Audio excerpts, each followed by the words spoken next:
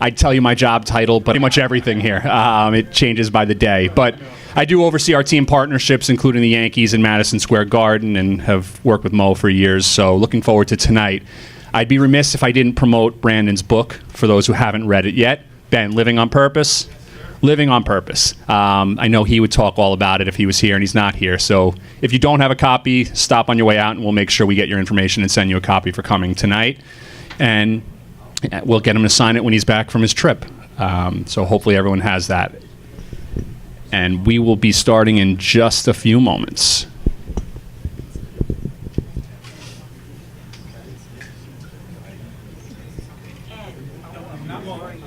Not Mo. Oh, yeah. For everyone who purchased a package tonight, this is actually the new piece that you'll be getting tonight for coming. So came out pretty cool. These all got done tonight. Part of the reason for the delay is these took a lot longer than anyone was expecting for him to sign, because you know he's so meticulous. But they came out really cool, and hope you all enjoy it.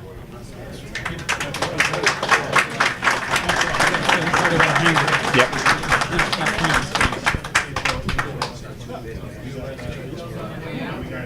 No, we'll ship them to you. They have to get hologrammed and uploaded to the website, but they were done tonight, so you should have them within 7 days. Another thing while we're here waiting, the question that comes up is cell phone pictures. We're going to hold off on cell phone pictures for tonight just because it slows everything down. We have a photographer. You'll have the photos by the time you get home, unless you live 3 blocks away. We usually have them to you no later than 8:30 at night. So you download the photos, whatever you want, you can upload and do whatever you want with them. No, we don't know who you are and don't send you individual photos. You get everything from the evening and download whatever you want and use it from there. This is the guest of honor here. All right. Well, without further ado, let's bring out the one you're waiting for instead of me. The soon-to-be Hall of Famer, the all-time saves leader, 652 career saves, 42 postseason saves, the one and only Mariano Rivera.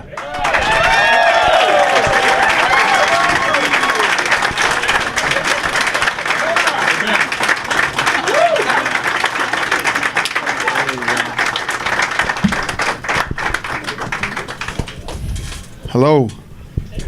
Hey, Colette. How you guys doing? Wonderful. How is the game? Are we winning or what? I've been with you. I haven't seen it. 2-1 down. For a few innings, that's okay. That's okay. I'm ready. I'm ready. I don't have to lose it now, but I'm ready. To talk, I'm ready. I was going to start with what you've been up to, but since you started with the current team, how much are you watching them? Are you following? What do you think about the team and how they look so far? Well, I haven't followed too much because I've been all over in the last month, though. But I know that some of them are hurt, and that's not too good. But hopefully we'll get them as soon as possible because we need them. And we have a team, though. We don't have to worry. We have a team. We have a great team, and share a little bit with them. And I do like the team. You spent some time with them in the spring? Not really. We were here in New York. And spring training, I didn't see them. I was, like I said, I've been too busy that I didn't have time to do that. But most of them, I know them. And I know the qualities and the abilities and the desire that they have to win. So, it's no doubt that we have the talent and the place. It's all about if they want to. And unfortunately, again, they have started the season, some guys on a DL. But we'll be okay. With the New York Yankees, we'll be okay. All right, so let's move away from 2019 quickly. We'll get back there. What's been going on? What have you been up to? I've been all over, man, especially home, doing some stuff and just giving back. Church, community, family, and the community. I took a challenge to build a learning center here in New Rochelle, and you know, it's challenging. It's gonna happen, but we've been working towards that, and through the foundation, making sure that we do what we're supposed to do. The church, yes, helping the community as much as we can, and you know, just doing that is enough. You know, I think the baseball was easy. I might come back. I might take his word and come back for another year or so. You imagine that? I don't imagine. I can't see that. I can see myself. I was going to say, who are you kidding? You're not coming back. I'm not. Forget about it. We could say that it's breaking news, but you're kidding. Yeah, you're not imagine. Man, breaking news. Mariano Rivera is coming back for another year until the guys get ready. Yeah, I'm sure. No. So you and I sat here about a year ago and we talked about what it would mean to get to the Hall because, you know, obviously we all saw the announcement coming. Congratulations, by the way. Thank you. Thank you very much. When you got the call, I think everyone's seen the video. MLB had it live with your family and everything. What did that mean? What did that feel like? What was the emotion for you, for your wife, your kids? What was that like? Well, I mean, it was wonderful. It was great, man. It was amazing because, I mean, how many? Well, I'm going to ask a question, guys. How many of you guys saw the video? Oh, yeah. Everybody. Okay, good. Did you saw the video? Sure, sorry. No. Okay, we have a 1%. It's okay. It's okay. It's all right. It's all good. He must it's be all a Red good. Sox fan. I'm gonna.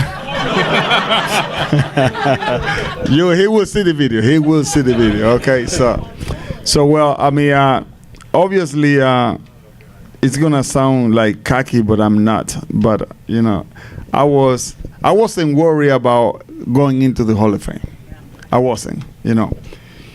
And when you saw the video, it's like we received the call and we were shouting. It was good, but and then we don't know in what percentage we will go in.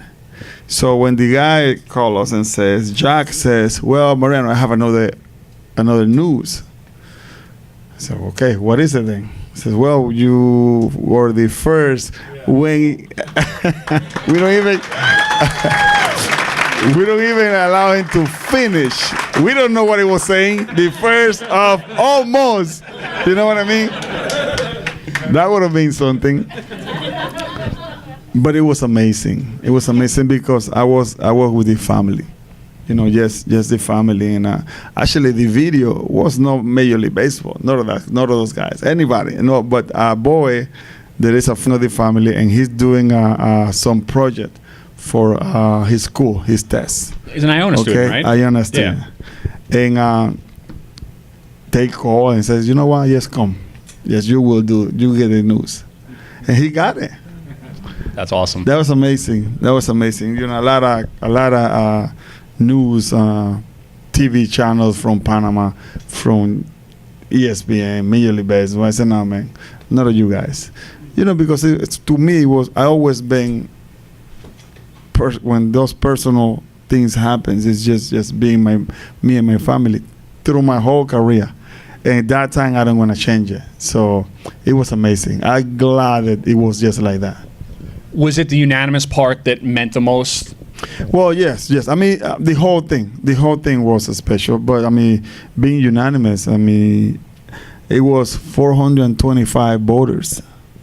You have tough times sometimes, I mean, agreeing in one thing when you are maybe 4 or 5 people. Right.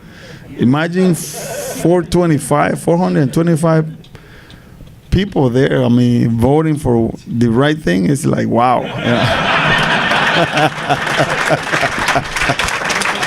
It was good, though.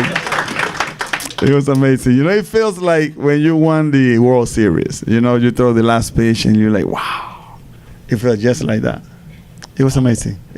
Brooke. I'm telling you, man. I wish you all guys felt what I felt. Well, I think you guys did when I received the news. The thing is, I think you're right. I think everyone in this room and Yankee fans, and I'm not even a Yankee fan, and I was going crazy. Okay, what is it? I'm sorry, I'm not a Yankee fan. I play one on TV. But I think, the sense of pride and emotion that everyone felt from it was crazy, because you stop and you think, and you've made your living being in the moment and not letting the moment ever get too big, but you think of, Aaron and Ruth and Robinson and Gibson and all these greats who've ever played, and you're the only one to be 100%. I'm a blessed man. I'm a blessed man. That's all I can say. It's amazing. It's crazy. You see, like you mentioned all those names, and me being the first one to break the streak, or however you're gonna name it. It's only the Lord, because I did whatever it took within my power and my abilities to do the game right in and of the field. I trying to give the New York Yankees fan the best that I could, and you guys all deserve it. You guys pushed me to a different level. You guys were tough. Thank you. I'm serious. You guys. Yankee fans are tough. Because you guys know your game, and I love that, and I respect that. But you guys push us to a limit that we need to make sure that we function. Not too many. That's why a lot of players don't want to come to play with the Yankees, because you guys are tough, and you guys don't make it easy. So when those guys come and they made it here, they know it's the best place to play. There's no doubt about it. So you guys definitely push me to the limit, and I definitely appreciate that. You always supporting me. You always giving me your best, and you give me your best booze too. Hey, and someone tell me, "Hey, Mariano, why they bone you?" I said, "Man, I deserve it tonight." It's so good. So everything relates to that. When you come to New York, you're playing for the New York Yankees. It's you giving your best, and the fans knowing that you are giving your best. That's one thing that I appreciate about you guys. That when you guys know, they were like Mr. George Steinbrenner. That when you giving him your best, he's okay. He was okay, and you guys got that. You guys know when someone's give you your best, and when someone not. And we see a lot of people there. They don't give us their best, and you have to roll with it. You talked upstairs, someone asked a question about playing anywhere else. Could you ever imagine playing anywhere but here? Can you ever see me play anywhere else? No.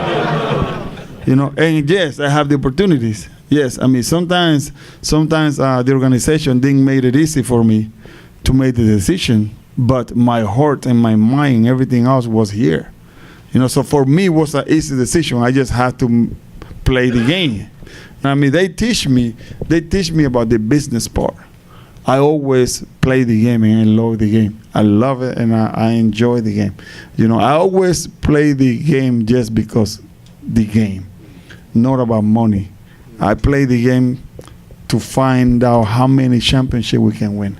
If I did good, obviously the money will be there. If you do bad, well, it won't be no money. It's just simple as that. So I wasn't worried about that, and I'm glad that we have players that we didn't worry about that. All four guys, they were the core of the New York Yankees in those years. We didn't worry about that stuff. We were about winning championship. We want to make you guys feel happy, make you guys proud of being New York Yankee fans. And when we did that, everything else was fun. Yes, I have many opportunities to play somewhere else, but obviously I wasn't going nowhere. I wasn't. The minute that I stepped on Yankee Stadium, I knew that was the place. I knew that was the place to be and to finish my career. The only thing that would change that would have been the New York Yankees himself, and God, obviously. You talk about some of the teams you played on, and I touched on it earlier. One of the things I always love about you is you always stay in the moment, and you've talked about often there's no such thing as a big game. Can you kind of explain that and what you mean by that? Well, I mean, what I mean by that is that to me, all of the games are important. All those games are big. But in the moment, you don't allow all those, acclamations or people booing you or people clap for you, they owe energy. And if you allow that energy to control you, well, you're going to fail. Because all that energy will rattle you to the point that you have no idea where the ball will go. Because you're so high top that you can throw. And you throwing the ball in a square of a feet and few inches. So if you miss that area, well, you're in problem. So I didn't allow that emotions to control me. I was in control of my emotions. And I was able to function on that big stage. And the toughest moments because they were tough. I'm telling you, man, they were tough. Joe Torre, I always tell him, man, Joe, you cut my career short. I should have played like another 5 years, but he used me in tough situations. especially in playoff. Right. I'm like, bases loaded. How you want me to get out of this? But it was great. So that's what I'm talking about. You don't allow that moment to rattle you. You embrace the moment. And that's what I did. I embraced the moment, and I was able to work and function at that time, in precious time. I think that's why I was able to pitch for so many years. I think everyone here can recite 5 or 6 of those specific situations where you'd come in, you're like, there's no way he's getting out of this. And you did, if not every time, almost. I mean, maybe there's 2 you didn't, but, the postseason numbers were staggering. And that's probably why Joe cut a couple years off your career. Yes, he did. Definitely did. Have you started to look ahead to this summer and, your speech, just the whole experience, what that's going to be like? No, bro. I know you don't want to forget anyone. No, Brooke, I don't want to forget anyone, yes, for sure. That's one thing that I have in mind. I said, please, with anything that you do not forget someone that you cannot forget. So, no, I haven't worked on none of that stuff. I know that the people from Cooperstown called me about 2 weeks ago. They said, Mariano, are you working on your speech? I said, no, I'm too busy right now. I'm not working. I worry about when that comes. But right now, I'm too busy. So, I think it's going to be great. It's going to be great. I don't think it's going to be great. All of you guys are invited. All of you guys come. Make sure that you get there first because it's going to be a long, long, long line. Yes. So, no, I haven't worked, but like I said, it's going to be fun. It's going to be good. And, what can you say? How are you going to mess up that? It's the Hall of Fame. It's something that we all should rejoice and have fun and appreciate. And one thing that we all should do is thank the Lord for. That's what I will do. Definitely, you will hear that a lot in the speech about thanking the Lord. Where I know where I'm coming from. And if you know my town, it's like, did Mariano Rivera come from this town? It's like that. It's how the Lord works, and that's why I always will give the Lord every honor and everything that I have. Do you stop now and think about your whole journey and how you came from a small town in Panama and now the biggest stage in New York and now Immortality is really what it's come down to? Do you think about that? Brooks, when I start thinking about that, I have to stop. Okay. I have to because my mind can comprehend. I'm serious. My mind can comprehend.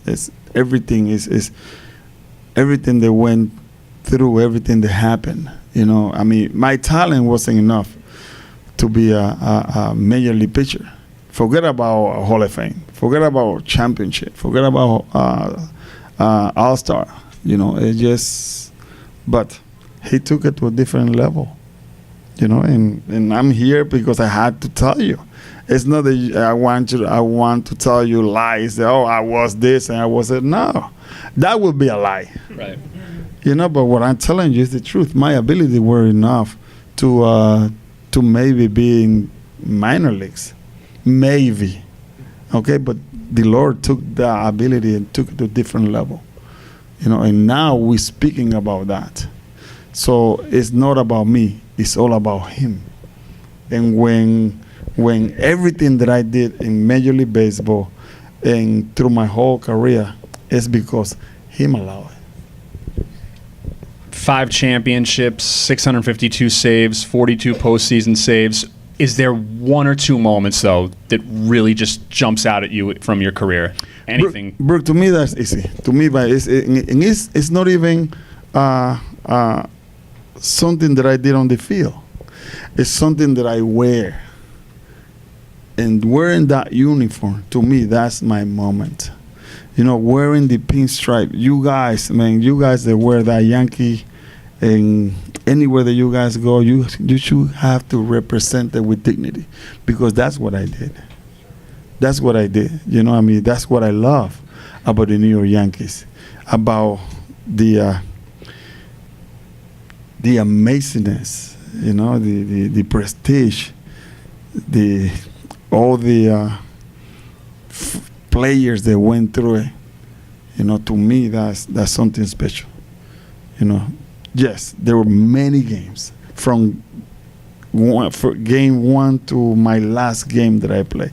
They were special, but wearing the uniform, the New York Yankees pinstripe, to me I was proud to that. And I don't know if you guys are proud like me, but you should be.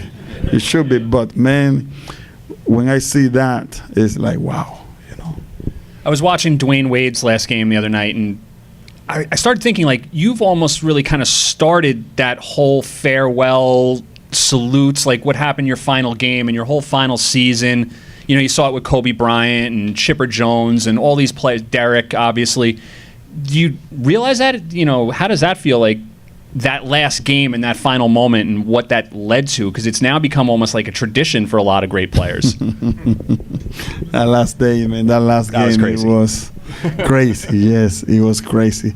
But what I like about that season specific was just that I was able to talk to all the people behind the scenes from every place that I went.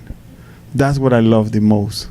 Yes, the last game was something special, and the Lord allowed me to close with an amazing scenario. That wasn't even just happened. All right, that was the cherry on the ice cream, or whatever you can call it, the shake or whatever it is. But going from stadium to stadium, town to town, and make sure that I say hello to those that work, that make the stadium ready for us. Not only the field, but bathrooms, restaurant, kitchen, the entrance, all the hallways to be clean and nice. I was able to talk to these people, and I was able to say thank you for what you did for us. It was one of the best things that I did. One of the best decisions that I made, because those people, man, they were so happy. They teach me some stuff. I learned a lot from them that they learned from me, and that's what it is all about. Sometimes we're so caught up in ourselves that we forgot our surroundings, and we forgot what it takes to just play the game of baseball, because it's not only what happened on the field. It's how to make you guys feel comfortable to come to the stadium, and come to watch us. So it's a lot of people that have to take place to do that. And those were the one that I wanted to say hello and wanted to thank for what they did for us. So it was amazing. That was amazing. The rest is just part of the game. But that, to me, was a special.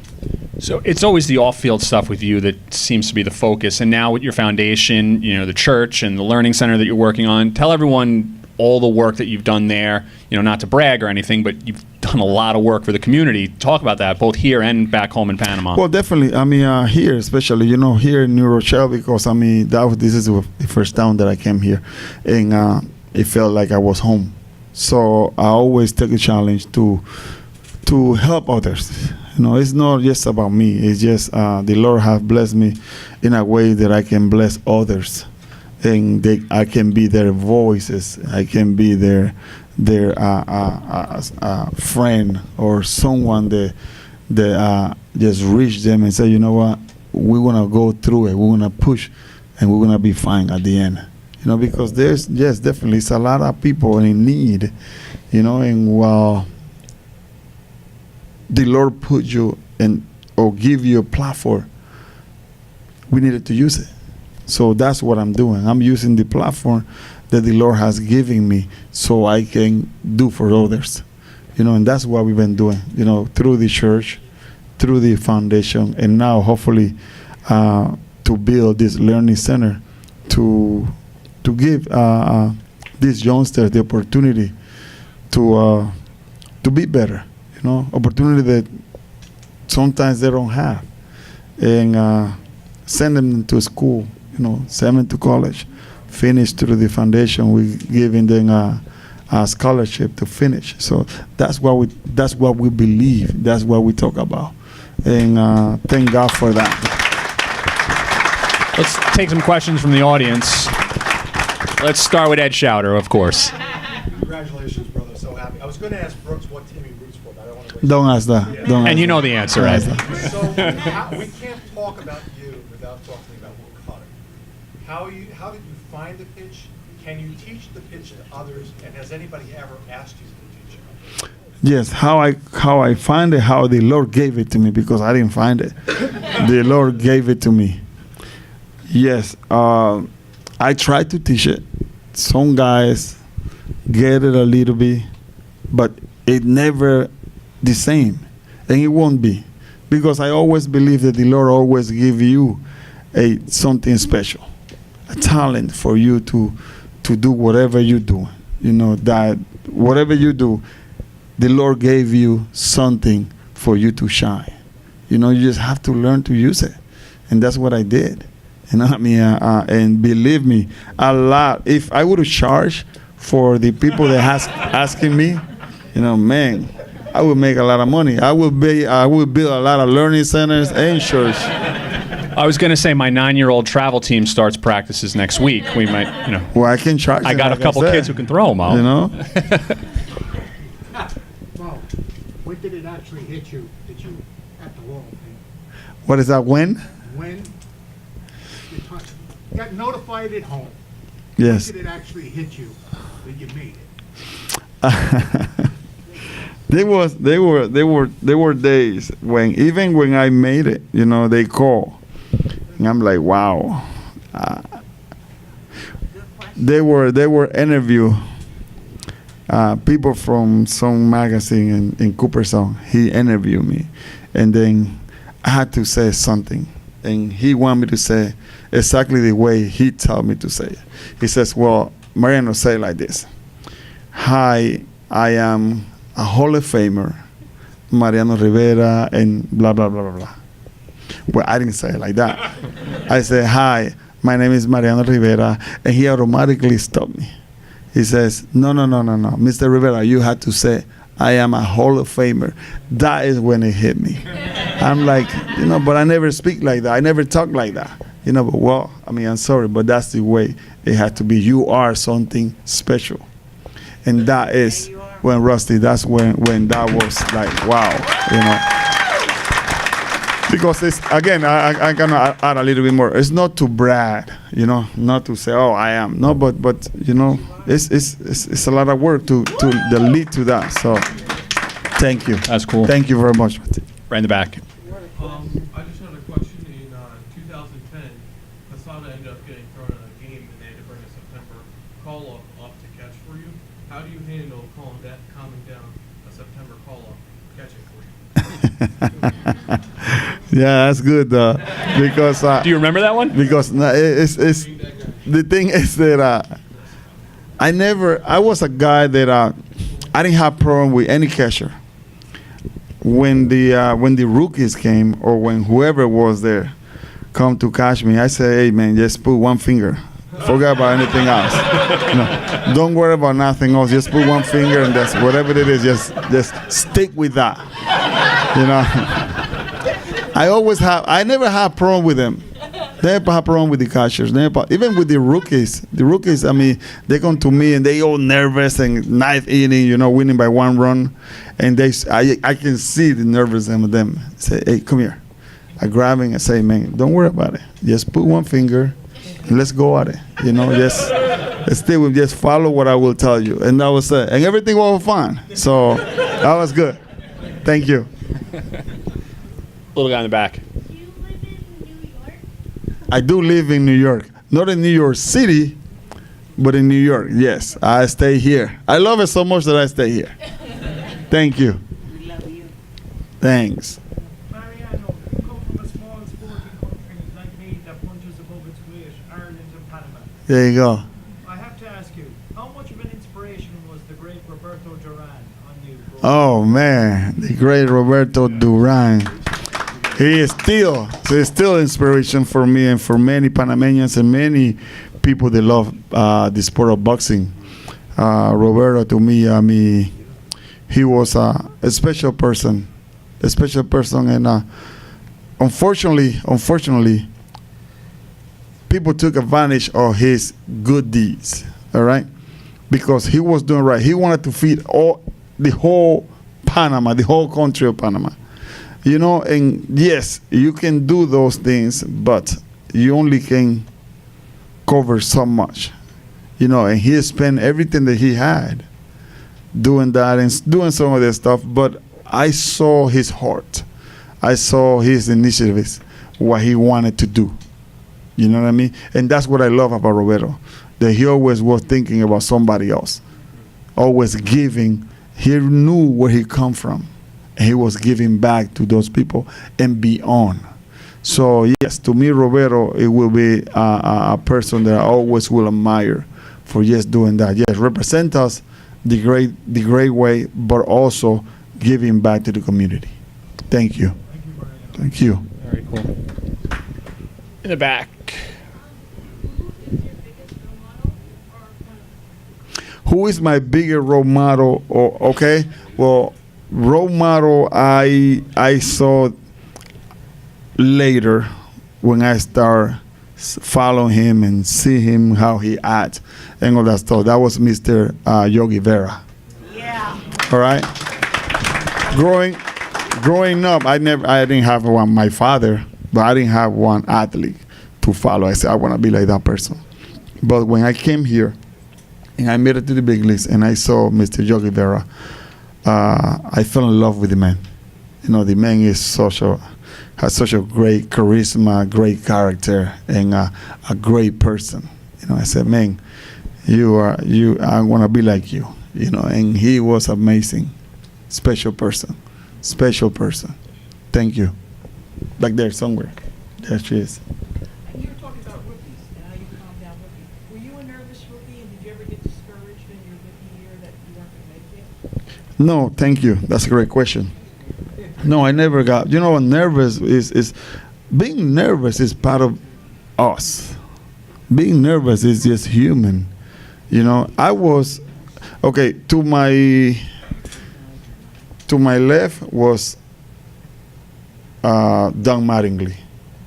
To my right, Bernie Williams. All right. So one thing that I did though was stay away from their way. Let them do whatever they want, and I watch what they did.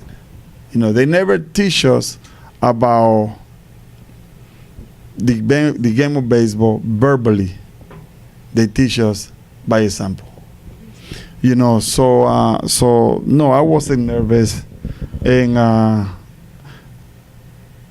as a rookie, you just try to do your job right. You know, you just push so hard, and you wanted to fit in, and you know, I wasn't like that. I was just maybe I won't call it shy, but just stay on my room, stay on my locker. Don't say anything, don't look at nothing. Just play the game of baseball. You know, and that's what I was, and that helped me a lot. You know, because now when I was playing baseball, I was able to teach them verbally and by example, because those boys, because sometimes they're young boys, they need to hear it. They need to know what it takes to be there, and what you see, you don't always share. You have to make sure that you share what you can share, and you just keep what you have to keep to yourself. And you took a lot of pride in that as you got older in your career. I think that's something that's been constantly overlooked, is your leadership in the clubhouse. Everyone talks about the captain, and you were doing a lot of that as well, on the side, mentoring guys and taking them under your wing. Well, definitely. I mean, when Derek became the captain, we want him to shine. We want him to look good. So Andy, Georgie, and myself, we had to do our job for our captain to look good. We had to do our part. Me and the bullpen, and not only in the bullpen, but talking to other guys, to the players. If any problem rise, we need to take care of that problem. So we always try to make sure that our guy looks good at all time, and that's what we did. That's great. We'll do two more. Let's go to that side. Mariano, can you kind of walk us through that last game, as well as the emotions that were going on with Derek? Why we wanted to go that day? I knew. I'm like, man, that I almost escaped in this one. It was great. My brother, let me tell you, it was something special. The day came up. What was the day? 26? It was the 26th? Yeah. We had the ESPN luncheon that day. There you go. You and Brandon fought because he didn't get you Subway. The day came up, and I knew that will be my last day in New York, okay, pitching. So through the whole practice and all those things, I knew that was just, we were out of the race, no playoffs. So I knew that all that will be the last time, okay? So when the game started, I knew that was the last national anthem that I would hear as a player. And then everything else that starts from there. When it comes to the time to the sixth inning, I was doing my normal stuff, my normal routine, just stretching and getting ready for the game. We were losing. They called me in the eighth. I believe it was with 1 out or 2 outs. I got the guy out, and they came back through I went to the training room. At that moment, I was sitting in the training room. I put in some hot cream on the shoulder. Everything happened in front of me like a picture, but not like a picture, like a movie. Remembering leaving Panama for the first time, going to Tampa, 1990. And in all those years from 1990 to 2013, the moment that we were there, showing all those championships, all the tears, all the joy, all the laughs. And Andy comes and said, Mariano, what do you think if we just pulled you out and we allow the fans to say goodbye and all that stuff? I said, man, don't even think about it. All right. Don't even think about it. We're about to win this game, and then I had to be there and do my thing. So we left it like that. He left. So here come 9th inning. So now I know. Now everything is now everything on me is just shaking, and first going to the mound and throw those warm-up pitches. It was amazing. They were amazing. So the first out comes, now the second out comes, and I'm like, wow, this is it. Now everything is coming now. I turn around and I see Andy and Derek coming. and it was nothing. It just right away they came, and Andy was doing this already. I'm looking at Joe, and I'm like, and I make it kind of like laugh. But I was thankful also that those two guys were there. I wish that Georgie was there, but he wasn't with the team no more. But it was something special. But yes, I couldn't have my wife or my kids or my parents there. But then those two guys were the perfect men to be there for me, like my brothers. So when I saw them there, I thank God for that, because it was so powerful. Then I remember that we were going to Houston to finish the season. We have another 3 games there to finish, and I have to come out and apologize to the Houston organization and to the fans that came to see me pitch for the last time in Houston. And I tell them, say, listen, for the first time, I'm going to be selfish, because I'm going to keep the memories that the Lord allowed me to have for the rest of my life, seeing my 2 teammates and myself in the stadium that I love, in front of the fans that I play for, that I can no longer throw one more pitch. So with that, forgive me, and I left it like that. That's how powerful that moment was. No, thank you guys. Thank you. Thank you. I have one, and then we'll do the last one. After that moment, which no one will ever forget, there was talk. Was there ever a chance you were playing center field? Actually, it was. There was. There was a time. I mean, Joe Girardi says, Mariano, he says, Mo, come here. You're my center field. He shocked me. He got me all complete. I'm like, okay. And right away, I started. I said, no, I can't do it, because my knees were all shot. I couldn't run the way I wanted to run. I couldn't defend the way I wanted to defend. So therefore, that's how serious I thought about the game. Okay, I never take the game lightly or wanted to be a joke out there. You know what I mean? For me, the game is so good, and so, again, that we have to respect, that if I go there and don't do what I'm supposed to do, it will be a shame. You know what I mean? So, and I know I won't be in my 100% able to play that position. And I had to deny. I said, man, I would love to.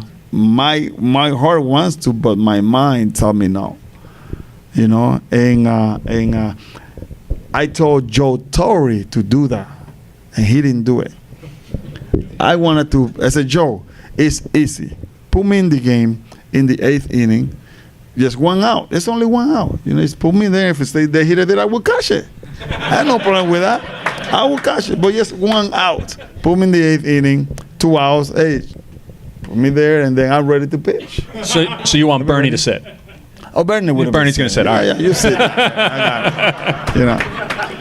That time I was ready. All right. You remember, though, that Bernie was in center field when Joe was managing. It didn't matter. I would have been. I would have loved to see that. Yes. Bernie would have loved it too. Me I'm too. sure. I would have loved to see that. Last question.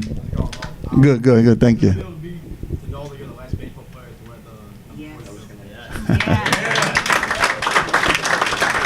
I know that that's another blessing to me, because I always, like I said, I'm a blessed man.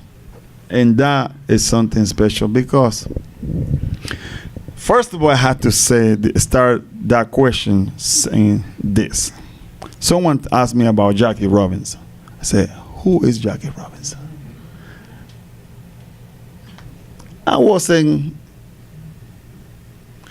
I didn't know anything about baseball when it comes to statistics or names and all of that. I could care less. I tell you the truth, I could care less about that. I just wanted to play the game that I love. Simple. But when the number was retired, then I started digging and finding about who Jackie Robinson was. When I start and learn about Mr. Jackie Robinson, I'm like, wow. And I'm wearing his number, and even wow. So I took a challenge. for me, that was a challenge. And I said, well, I will do whatever it takes to make Mr. Jackie Robinson proud. I did. I swear every moment that I step on that field, I was representing Mr. Jackie Robinson with pride and dignity. You know, knowing that he was there for me and giving me the opportunity as a minority to play the game that I love.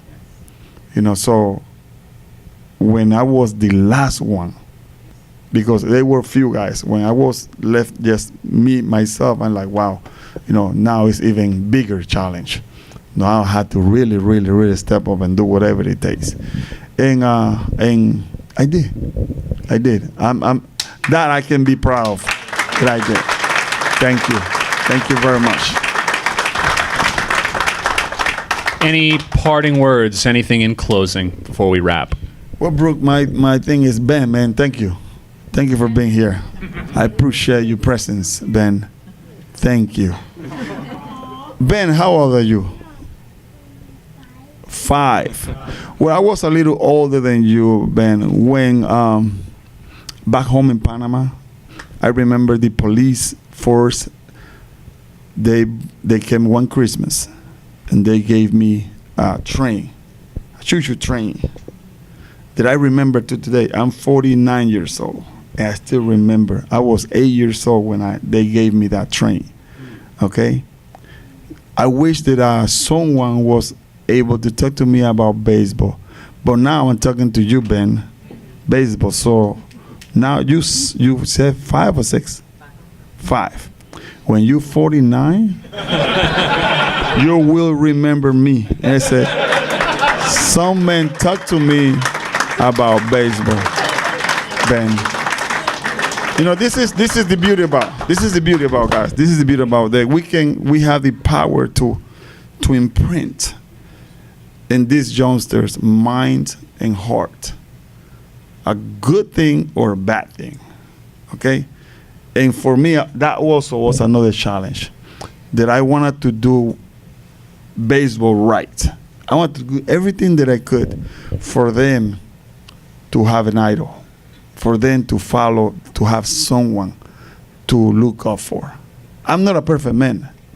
I make a lot of mistakes, okay? But I love what I did, and I love the Lord. I do love the Lord. And with that, Ben, 49 years, so that will be 44 years. Man, you would say, there was an old man that told me about that, Ben. Okay, so that's what I love to share. So thank you, guys. Thank you. Thank you very much.